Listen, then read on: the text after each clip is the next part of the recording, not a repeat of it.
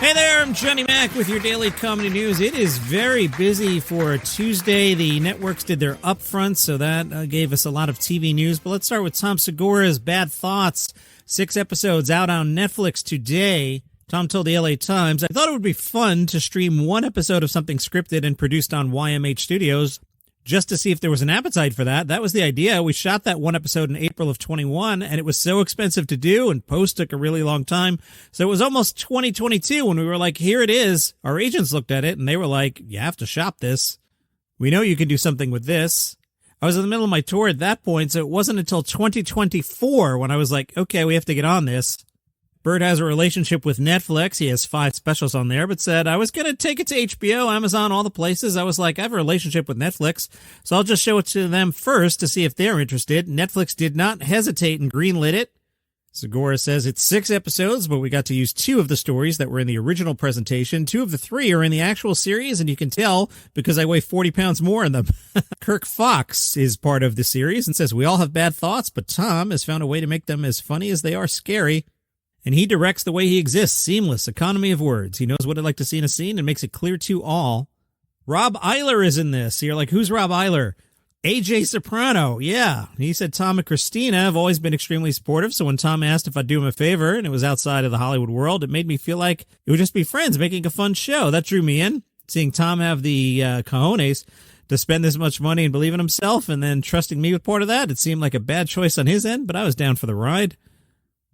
Segura said everyone in the cast was so good, but do you know Rob Eiler's last acting gig was The Sopranos and then this? And it's completely by choice. The guy gets called and offered roles still, and when people see him in this, they're going to be like, oh yeah, this guy's an incredible actor. Minor spoiler coming up, okay? At one point, you're going to see Segura's butt. He says it's his. It's not great. I know it's not, but I just had to deal with it. It's funny because when my butt was first exposed, I was very self-conscious and covering up. After 30 minutes, I was like, just look at it. I don't care anymore. When you see the later episodes, it's the other side. You get full frontal.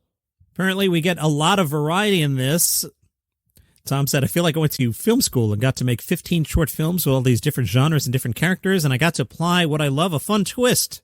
I did see a review of it. I think somebody jumped the gun. There's probably an embargo. Obviously, screeners are around, but as I record on Monday, nobody else had reviewed this thing, and one site did.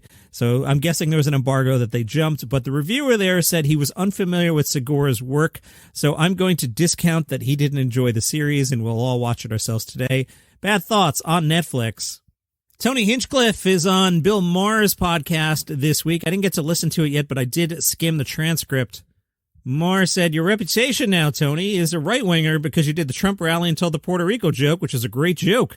Tony says, you'd love to know the story because you would really understand it from a comedian's perspective. Like, I'm going to go there to do this thing and show how free speech is, this and that, and make those kind of jokes, but I had a whole thing written and planned to go in the teleprompter, and that Puerto Rico joke was actually a joke I had done a bunch in my stand-up, and it's part of a bigger joke with more front end and a longer back end. Bill Maher was like what? I'm curious. Tony. Well, it was, basically the end of the normal joke. I go, I'm talking about the problems in the world, and I go, I don't know if you guys know this, but there's a floating island of garbage in the middle of the ocean right now. Yeah, I think it's called Puerto Rico. And the point of the joke is that people picture, obviously in my mind, the Great Pacific Garbage Patch. Skipping ahead, Tony said, and I knew this going into it, and I knew at the last second when I was doing it at 2:30 in the afternoon, which is another terrible problem. This is one thing I was upset about. It was supposed to go to the evening. When I got there, I go, when am I going up in this thing? And they say, you're up first. I went up after the national anthem. Maher was curious, why did you do it? Because you're a supporter of Trump, or is it an opportunity and a paycheck? Was it a paycheck? Tony, no, it wasn't a paycheck. I did it literally to help get someone, hopefully, if not only 10,000, maybe, not to mention 100,000, maybe 200, if we're lucky, actual people to vote for him. Maher, so you did want people to vote for Trump. Tony, yep, without a doubt. On TV today, the Joan Rivers tribute on NBC. Taped last November during the New York Comedy Festival at the Apollo Theater. A funny quote attributed to Joan Rivers, given that I'm dead, I assume someone will finally decide to honor me. Well, it's about time. This thing features Chelsea Handler, Nikki Glaser, Tiffany Haddish, Aubrey Plaza, Rita Wilson. Joel McHale's in this thing I saw somewhere. An interesting observation from daughter Melissa Rivers. She was asked by the Daily Mail who reminds Melissa the most of Joan Rivers. Melissa Rivers said, Nikki Glaser is the closest stylistically in her delivery. Obviously, Melissa knows her mom better than I did. I've mentioned several times I did work with Joan. I've been in Joan's apartment. I'm not sure I see any Joan Rivers in Nikki Glaser, but, I wouldn't arm wrestle anyone over it. Curious what you guys think. You could share your thoughts in the Facebook group, which is Daily Comedy News Podcast Group. A lot of TV news. NBC had their upfronts. They revealed they will do a 100th birthday for NBC. Apparently SNL 50 went well. They trotted out Tina Fey and Amy Poehler. Poehler said, "We're going to celebrate this birthday hard with a once-in-a-lifetime television event, NBC 100. It will be a star-studded variety special commemorating 100 years of culture-defining content from iconic moments to unforgettable stars." Do you think David Letterman will go? That's the first thing I think of. Tina Fey says, "Hosted by a mix of legendary NBC alumni and today's biggest stars," Jimmy Fallon, "the night will be filled with memorable musical performances, comedy tributes, behind-the-scenes stories, and surprise reunions." That's me editorializing about Jimmy Fallon. They didn't actually announce Jimmy Fallon. You'll be hearing more soon, but I can guarantee this because it's twice the age of SNL. It's going to be twice as long as the SNL anniversary special. That's right, folks. 6 hours of a fun decade-by-decade look back. Amy Poehler added, "Get your protein bars in, your water bottles ready for that marathon." We don't know when it will air, but NBC marks its 100th anniversary in November of 2026. Fourth quarter is a good time to sell ads, so you could pretty much write down November. They also shared some more details about the Office spinoff or retake or whatever we're calling this thing, The Paper. Oscar Nunez told a story in which he told Greg Daniels that post-Office, he imagined Oscar had moved to a more cosmopolitan environment. Nunez said, "Greg heard me and moved Oscar to Toledo, Ohio, which has 3 times the population of Scranton, so it's nice to be heard." Am I the first one or the last one who put together that The Office takes place at a paper company and the word is paper, and The Paper takes place at a newspaper, which is paper? Did everybody put that together 2 years ago? Because I only put that together today. Or are you all going like, oh, wow? I don't know. Daniels told the Hollywood Reporter that The Paper will employ much of the same crew that worked on The Office. It's about this struggling Midwestern newspaper that's much reduced from its glory days. A lot of the storylines are about how this guy, Domhnall Gleeson's character, is trying to restore the paper, and he just doesn't have the budget for hiring reporters, and he has to use all the staff that work there on a volunteer basis to be reporters. They're completely untrained and don't know what they're doing. The villain here is the internet, the ability to look at everybody's news for free and all the ad revenue going to Google. Tracy Morgan getting an NBC sitcom, executive produced by Tina Fey. Tracy will co-star with Daniel Radcliffe in The Fall and Rise of Reggie Dinkins. Tracy Morgan plays a disgraced former football player who's on a mission to rehab his image. Radcliffe plays Arthur Tobin, a filmmaker who moves into Reggie's mansion to film a documentary about the faded star. Morgan is also due to star in Crutch, a spinoff from The Neighborhood, in which Tracy Morgan plays a Harlem widower whose empty nest plans are put on hold after his millennial son and free-spirited daughter move back home. On Friday, NBC canceled a bunch of things, including Lopez vs. Lopez and Night Court, both those not coming back.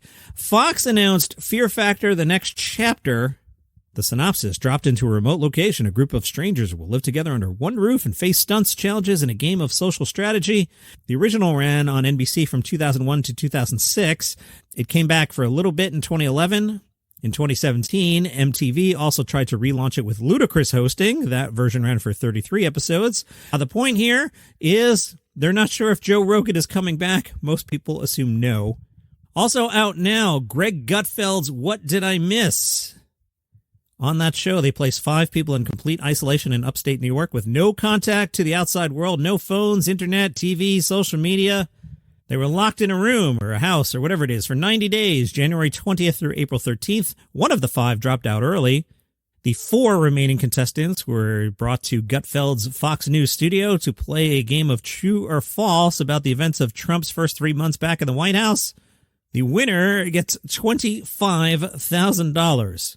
They were locked away for 90 days for $25,000. I don't want to be like Mr. Big Shot, Mr. Big Wallet, but that's, not that much money. And Greg Gutfeld seems to agree. He said, this is the cheapest game show in modern history. These people are in a house for 90 days for $25,000. They could have made that on OnlyFans. A spokesperson for Fox News Media told the Hollywood Reporter the contestants were compensated daily for their time. Gutfeld said, I got them an extra $5,000. It'll pay for the Uber back home. Now, the Hollywood Reporter did some math for us, okay? They point out 90 days is less than 13 weeks. If you put in 40 hours per week at the New York State minimum wage of $15.50 an hour, and in New York City it's $16.50 an hour, any full-time worker would walk away from the same 3-month period with $8,000, and that doesn't even factor in the other 128 hours that you're not working a 40-hour week. One of the contestants in an exit interview says, "I feel terrible. I feel like I just spent 90 days of my life for no reason at all." So much going on today. Let's just do a bunch of gossip corner from Late Nighter. James Austin Johnson got injured during Saturday Night Live. Apparently during the sketch The Second Amendment, where Johnson was standing behind a table the entire time playing James Madison, he slipped in the heels he had been wearing for the sketch, injuring his foot. During the good nights, he was on crutches. Does SNL just have crutches backstage? Where did the crutches come from? The Saturday Night Network said Johnson was set to appear in a second sketch called Bullying Assembly, but it was cut for time. It's unclear if it was cut for time or cut for crutches. Late Nighter points out Johnson's injury is the first known instance of a mid-show injury since season 41, when Leslie Jones tore her ACL in a sketch. Morgan Wallen was on a podcast and was asked, "Hey, did SNL make you mad?" Remember, he kind of stormed off a little bit. Morgan is telling it, no, I was just ready to go home. I'd been there all week. Because, you can't wait an extra 90 seconds and wave at the camera and then leave. Ivanka Trump was at the Theo Von concert. The Irish Times tells us the president's daughter let her hair down for a fun night out going to see the comedian. She dazzled in a little black dress, says the Irish Times. Rob Schneider threw out the first pitch at the El Paso Chihuahuas game after being spotted at an El Paso coffee shop along with Drake Bell. Schneider wore a red Chihuahuas jersey. Spent a couple seconds warming up before throwing the ball. Apparently made an okay pitch. The Chihuahuas posted on social media, Rob Schneider wasn't a bench warmer tonight. Waka waka. Rob Schneider starred in the 2006 film The Benchwarmers. Gabe Iglesias posted a selfie wearing a Taco Palenque hat. In the photo, he's next to another man wearing the same hat. Who's that man? None other than the founder himself, Juan Francisco Pancho Ochoa. Iglesias said in the Insta story, he's the founder of El Pollo Loco, Taco Palenque, and Palenque Grill. I had the pleasure of having dinner with him and his family tonight in San Antonio. At 81 years of age, he still continues to create and inspire. He's also a Dodgers fan. And that's it. My voice is giving out. So we'll wrap it up here, and we'll see you back tomorrow.